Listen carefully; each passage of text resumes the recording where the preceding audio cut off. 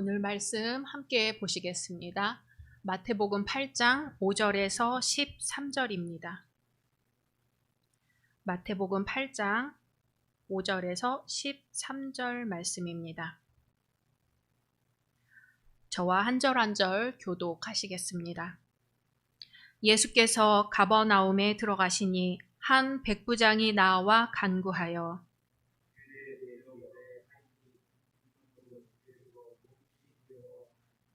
이르시되 내가 가서 고쳐 주리라.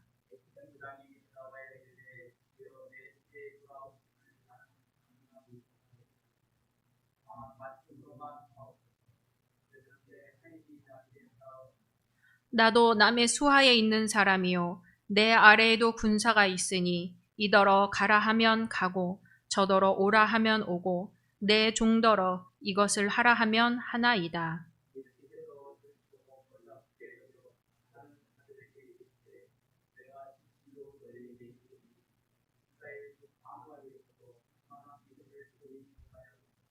또 너희에게 이르노니 동서로부터 많은 사람이 이르러 아브라함과 이삭과 야곱과 함께 천국에 앉으려니와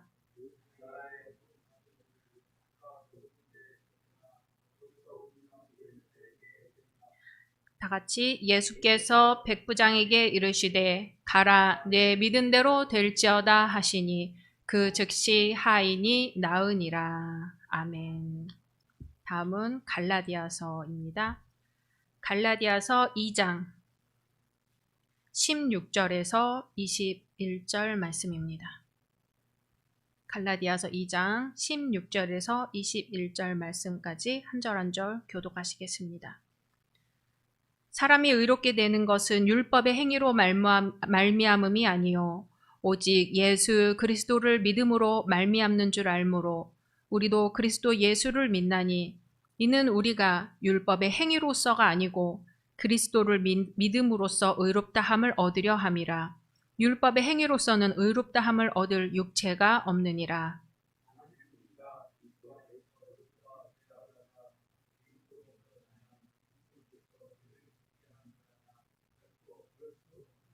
만일 내가 헐었던 것을 다시 세우면 내가 나를 범법한 자로 만드는 것이라.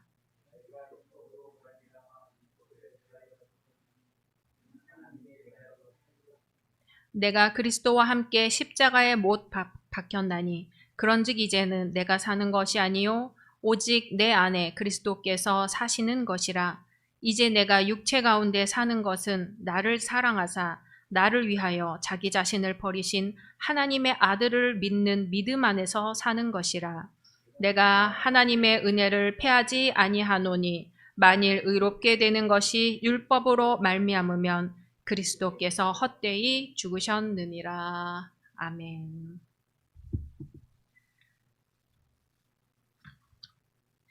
오늘도 주님의 부르심으로 오신 여러분들을 환영하고 축복합니다. 다 같이 사도행전교회 핵심 가치 선포하시겠습니다. 오직 예수, 오직 복음, 오직 교회, 오직 하나님의 나라. 아멘. 올해 받으신 약속의 말씀 다 같이 암송하시겠습니다. 갈라디아서 6장 9절 말씀. 우리가 선을 행하되 낙심하지 않으면 때가 이르면 포기하지 않으면 때가 이르면 얻으리라. 아멘. 주신 말씀 이루어지시기를 소망합니다. 날이 많이 덥지요. 너무 더워서 입맛도 없고 조금만 움직여도 땀이 나고 더위 잡수고 고생하신 분은 안 계신지 모르겠습니다.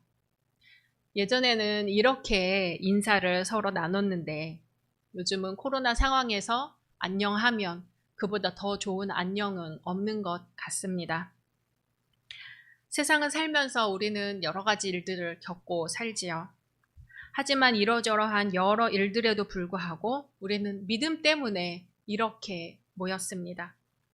믿음의 고백은 각자가 하나님께 하고 있는데 서로 다른 우리가 어떻게 이렇게 함께 모여 예배를 드리게 되었을까요? 바로 그것은 예수님의 사랑 때문입니다. 한 번은 누구 마음에 맞는 사람이 있어서 교회에 와볼 수도 있고 한 번은 인사차 올 수 있고 한 번은 궁금해서 올 수도 있습니다. 그런데 이렇게 서로 다른 사람들이 지속적으로 만날 수 있는 것은 성령께서 우리를 한자리에 모이게 해주시고 연결해 주시기 때문인 것을 믿습니다.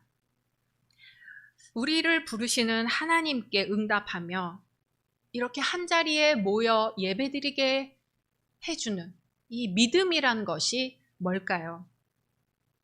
농촌에서 염소를 기르는 부부가 있습니다. 하루는 남편이 헐레벌떡 동네 교회 목사님에게 쫓아와서 우리 아내가 지금 아파서 죽게 생겼으니 얼른 와서 기도 좀 해달라고 하는 거예요. 교회를 나오는 부부는 아닌데 이 목사님이 동네 사람이니까 가서 기도를 해줘야겠다 해서 가서 기도를 해줬어요. 그런데 보니까 그냥 기도만 해서는 될 상황이 아닌 거죠. 교회 봉고차에 태워서 병원에 모시고 가서 응급실에 갔더니 복막염이 터지기 직전이었던 겁니다. 다행히 수술이 잘 됐고 회복해서 퇴원했습니다.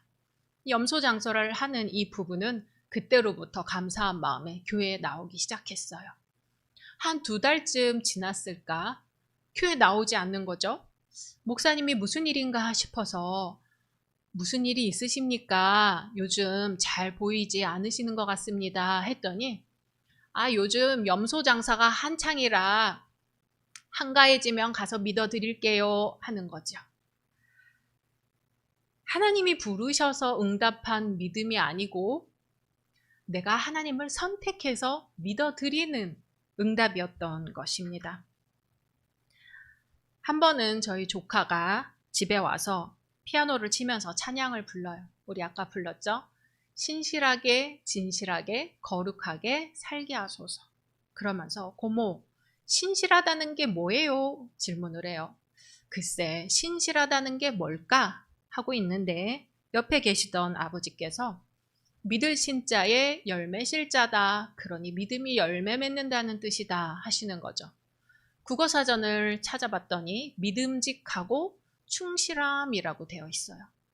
왠지 믿음이 열매 맺는다는 의미가 더 마음에 와닿아서 믿음이 열매 맺는다는 게 과연 무슨 뜻일까 생각해 보았습니다. 어느 날 예수님이 가버나움에 들어가십니다. 거기서 백부장이 찾아와서 예수님께 간구하는 내용이죠. 백부장이 누구냐면 로마 군인 100명의 지휘관이 백부장입니다. 천부장도 있고 만부장도 있지만 백부장은 로마 군대의 척추 역할을 했다고 합니다. 당시 로마 군인이 되려면 라틴어를 읽고 쓸 줄 알아야 했다고 합니다. 군인으로서 은퇴하면 땅을 지급받았기 때문에 로마 군인이 된다는 것은 굉장한 명예와 힘을 가진 것이었습니다. 로마 군인은 전쟁만 한 것이 아니었습니다. 로마 군인이 지나가는 모든 길을 닦고 다리를 놓는 토목 기술 공학자들이었던 거지요. 지금 있는 로마의 길 중에는 기원전에 있었던 길도 아직도 있는 것을 보면은 그 기술이 대단했다 할 수 있습니다. 모든 길은 로마로 통한다고 하죠. 그 모든 길을 바로 이 로마 군인들, 그 중추적인 역할을 했던 것이 로마의 백부장이었습니다. 이 백부장이 식민지 치하에 있는 그 식민지 백성들을 대할 때 얼마나 위세가 등등했을지 상상할 수 있습니다. 바로 그 로마인 백부장이 일개 식민지 백성인 목수의 아들 예수님께 찾아와서 간청을 하고 있는 상황인 거죠. 주님, 내 하인이 중풍병으로 집에 누워 몹시 괴로워하나이다. 이르시되 내가 가서 고쳐주리라. 이제부터 백부장의 믿음을 엿볼 수 있습니다. 마태복음 8장 8절에서 9절 우리 한 목소리로 읽어보겠습니다. 백부장이 대답하여 이르되 주여 내 집에 들어오심을 나는 감당하지 못하겠사오니 다만 말씀으로만 하옵소서. 그러면 내 하인이 낫겠사옵나이다. 나도 남의 수하에 있는 사람이요 내 아래에도 군사가 있으니 이더러 가라 하면 가고 저더러 오라 하면 오고 내 종더러 이것을 하라 하면 하나이다. 아멘. 이 백부장은 예수님의 권세에 대한 믿음이 확고했어요. 백부장은 예수님께 있는 이 신령한 능력이 자신이 하인이나 부하들에게 하는 능력과는 비교도 되지 않는다는 것을 믿었던 거지요. 내 아래에도 군사가 있으니 이더러 가라 하면 가고 오라 하면 오나이다. 내 종더러 이것을 하라 하면 하나이다. 이 백부장은 로마 군대의 계율과 명령 계통이 엄중하지만 예수님의 명령은 더욱 절대적이라고 믿었습니다. 다만 말씀으로만 하옵소서. 이 백부장의 말 속에서 백부장이 얼마나 겸손한 신앙을 갖고 있는지 볼 수 있습니다.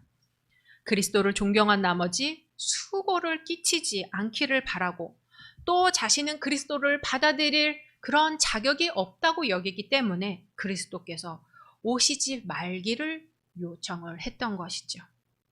이러한 고백을 들으신 예수님은 뭐라고 하시나요? 놀랍게 여겨 따르는 자들에게 이르시되 내가 진실로 너희에게 이르노니 이스라엘 중 아무에게서도 이러한 믿음을 보지 못하였노라 하십니다. 그래서 주님은 뭐라고 하시나요? 13절 같이 읽겠습니다. 예수께서 백부장에게 이르시되 가라 내 믿은 대로 될지어다 하시니 그 즉시 하인이 나으니라. 아멘. 예수님의 말씀에 권세가 있습니다. 말씀만으로도 사람을 살리는 권세가 있습니다. 어떤 사람들은 말씀을 의지한다고 하면서 믿음이 있으면 뭐든지 할 수 있다고 주장하기도 합니다. 믿음의 근본적인 의미는 하나님의 뜻을 겸허히 받아들이고 거기에 순종하는 것인데 내 뜻을 하나님께 들어달라고 고집 피우는 것을 믿음이라고 생각하는 거죠. 그러나 백부장의 믿음은 자신을 겸허히 하고 예수님을 전적으로 신뢰하는 그러한 믿음이었습니다. 오늘 말씀에 나온 이 믿음, 헬라어로 피스티스라고 합니다. 이 피스티스를 우리말로 믿음이라고 번역을 하지요. 그런데 우리가 믿음하는 것은 믿음은 이런 뜻일 거야 하는 것과 이 피스티스하고는 거리가 멀 가능성이 높다고 합니다. 영어에 believe라고 하는 게 있죠. 우리말로 믿음이라고 번역합니다. 이것을 어려운 말로 인식론적 동의라고 해요. 어떤 일이 있었다는 것을 내가 인정한다. 예수님이 나를 위해 죽었다는 것을 내가 인정하는 것이 인식론적 동의예요. 이것이 생각하는 믿음입니다. 그런데 피스티스에는 그런 의미가 아주 약하거나 없다고 합니다. 그렇다면 믿음이라고 번역되는 피스티스는 도대체 무슨 뜻일까요? 오늘 말씀 제목처럼 신실함과 신뢰라는 두 가지 뜻이 있습니다. 첫 번째 신실함, 충성 이런 의미에서 성도가 하나님께 보여드리는 모습이 바로 믿음이라는 것이죠. 피스티스라는 것입니다.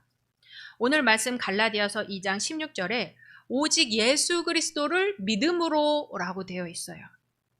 여기서 예수 그리스도를 믿는 믿음을 그대로 이해하면 예수님께 구원받는 구원의 근거가 우리 자신의 믿음이 돼요. 그러나 예수 그리스도께서 보이신 신실하심이라고 번역하는 것이 또 그렇게 이해하는 것이 옳다는 것이 오늘날 학자들의 견해입니다. 예수님께서 보이신 신실하심 때문에 인간이 구원을 받게 된 것이지 내가 예수님을 위해 뭔가를 노력했기 때문에 인간이 구원을 얻게 되었다는 것이 아닙니다. 그러므로 예수님이 죽음을 각오하시고 십자가에 달리시기까지 하나님께 보여주신 신실함처럼 우리의 믿음도 그러해야 한다는 뜻이 바로 피스티스인 거죠. 두 번째 피스티스의 의미는 신뢰입니다. 어떻게 보면 우리가 생각하는 믿음이 이 신뢰와 비슷할 것 같기도 합니다. 예수님이 내 뜻대로 하지 마옵시고 아버지 뜻대로 하옵소서 하신 것처럼 하나님께 모든 것을 맡기는 전적인 신뢰에서 나오는 게 바로 신뢰, 믿음입니다. 오늘 백부장이 보여준 믿음은 바로 이 신뢰에 가까운 것 같습니다. 다만 말씀으로만 하옵소서, 그러면 내 하인이 낫겠나이다. 예수님이 들으시고 놀랍게 여겨 같이 있는 사람들에게 말씀하십니다. 내가 진실로 너희에게 이르노니 이스라엘 중 아무에게서도 이만한 믿음을 보지 못하였노라. 예수님을 감동시키는 믿음, 예수님을 감동시키는 신뢰, 예수님을 감동시킨 백부장의 신뢰는 가라, 내 믿은 대로 될지어다 하는 주님의 말씀을 듣고 하인이 병에서 낳는 열매를 맺었습니다. 예수님을 향한 백부장의 신뢰는 열매를 맺었는데 우리의 신뢰는 어떨까요? 어떤 분이 페북에 이런 글을 남기셨어요. 아내는 나를 보며 잘생겼다 한다. 나는 지금까지 살면서 그런 말을 거의 들어보지 못했다.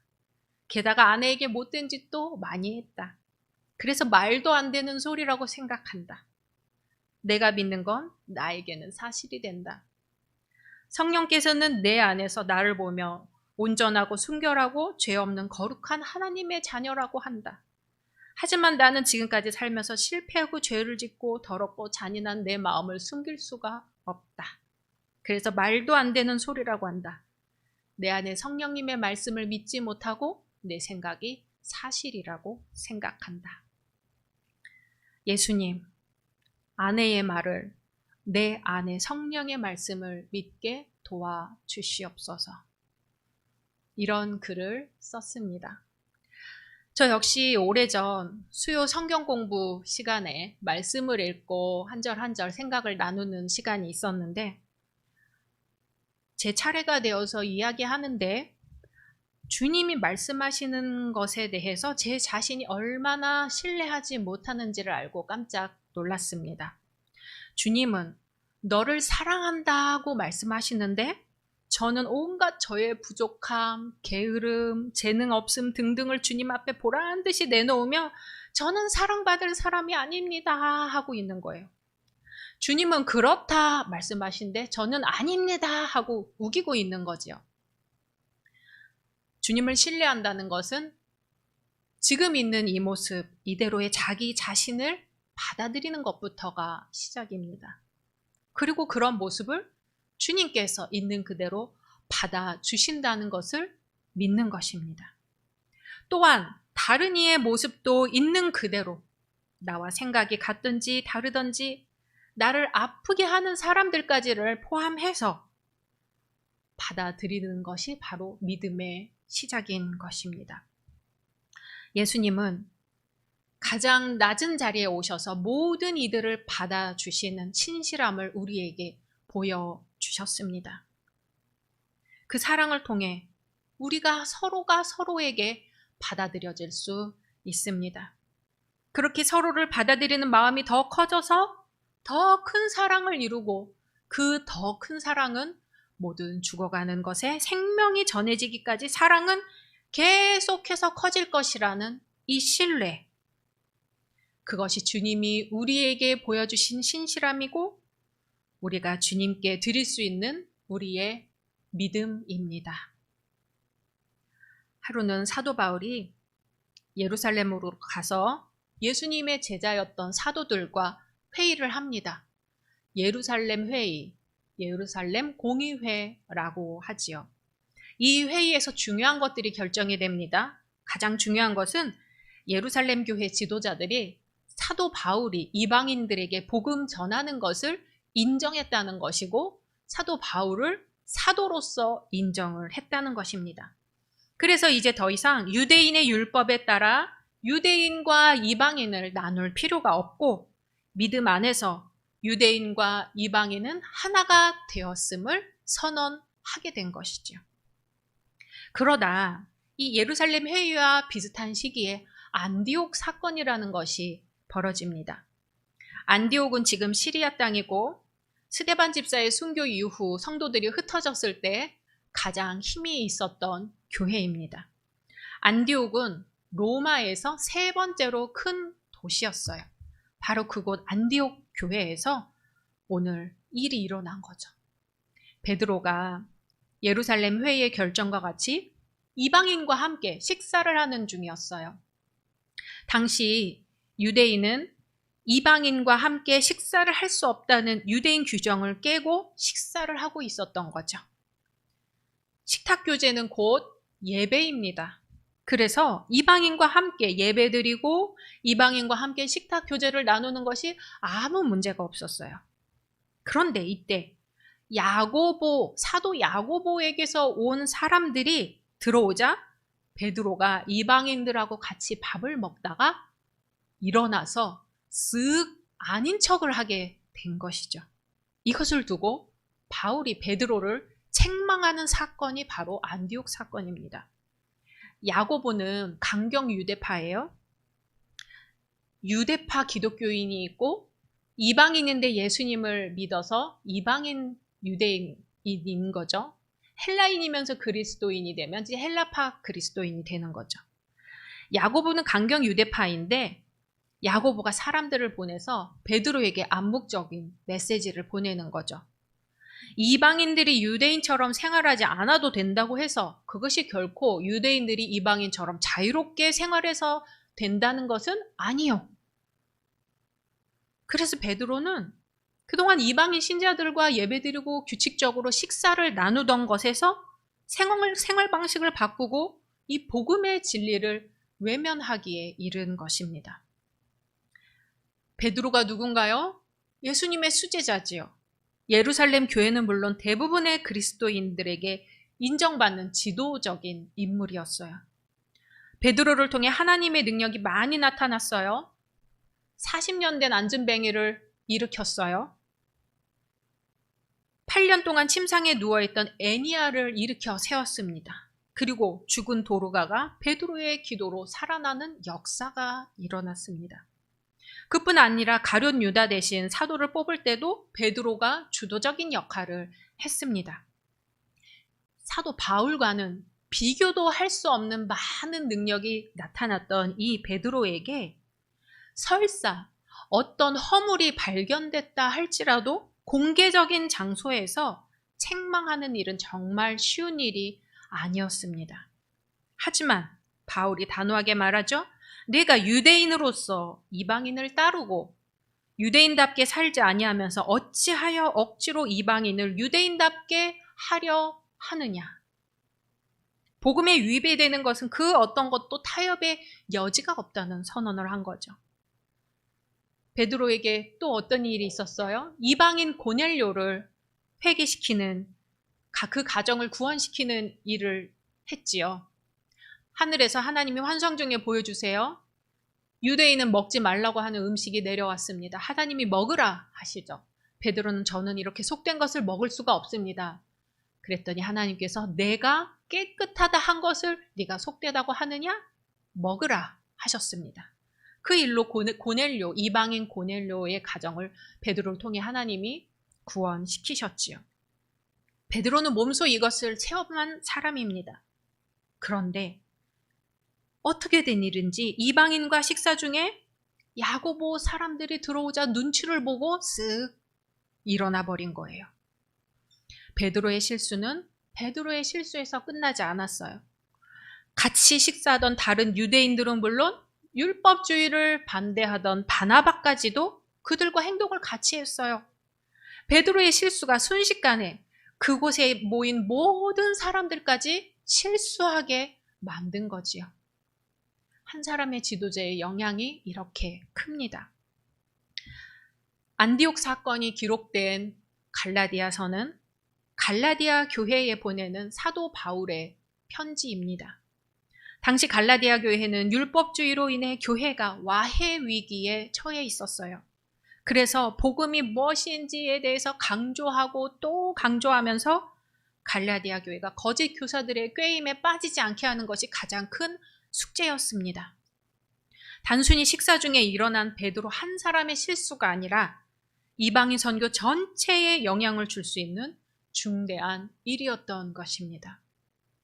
베드로의 행동은 복음보다 다른 사람의 이목을 더 중요시하며 하나님 앞에 신실함을 보이지 못했습니다. 베드로를 향한 바울의 책망은 오늘날 우리 기독교인을 향한 책망으로 받아들여야 할 것입니다. 기독교인의 위상이 실추된 오늘날, 기독교인의 위상뿐이 아니죠. 기독교의 위상이 실추되었습니다. 우리는 복음이 무엇이고 복음대로 산다는 것이 무엇인지 더욱 철저해질 수밖에 없습니다. 사도행전 17장 11절에 보면 바울과 실라가 베레아라는 곳에 가서 복음을 전하지요.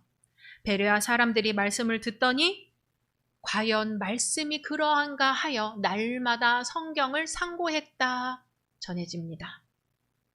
복음은 우리를 자유롭게 하지만 그렇다고 복음의 기준이 없는 것은 아닙니다. 베레아 사람들이 과연 말씀이 그러한가 하여 날마다 성경을 상고했듯이 오늘날에도 말씀이 과연 그러한가 하여 상고하는 모임은 계속되고 있습니다. 몇 년 전 세계개혁교회연맹은 종교개혁 500주년을 맞아 독일 라이프치히에서 총회를 가졌습니다. 여기에서 중요한 문제에 합의를 했는데 바로 의화 문제입니다.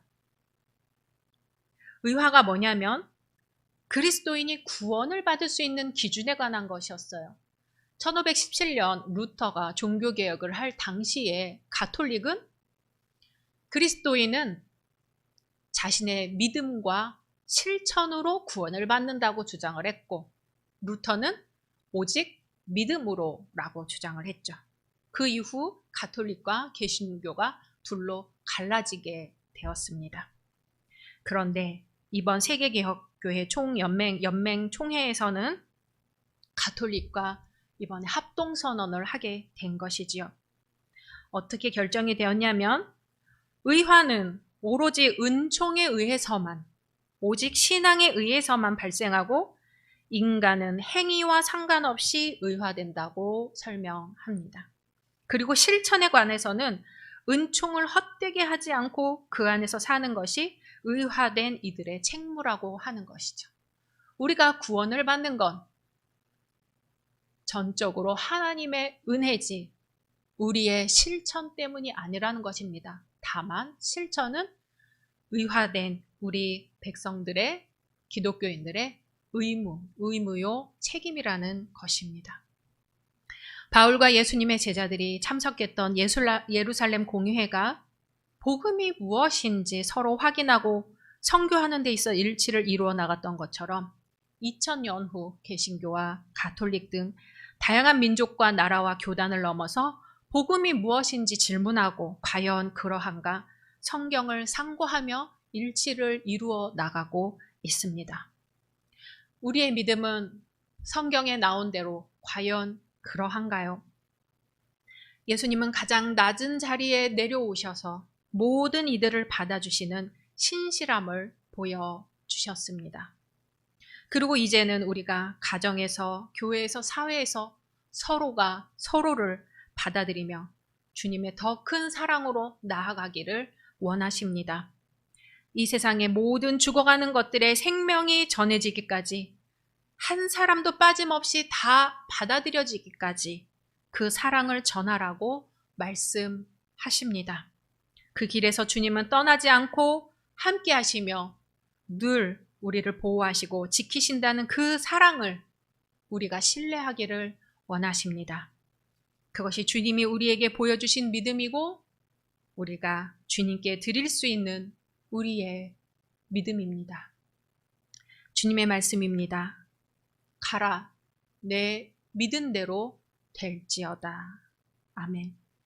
이번 한 주도 주님께 드리는 우리의 신실함과 주님을 향한 우리의 신뢰의 열매가 맺어지는 한 주가 되시기를 소망합니다. 함께 침묵으로 기도하시겠습니다.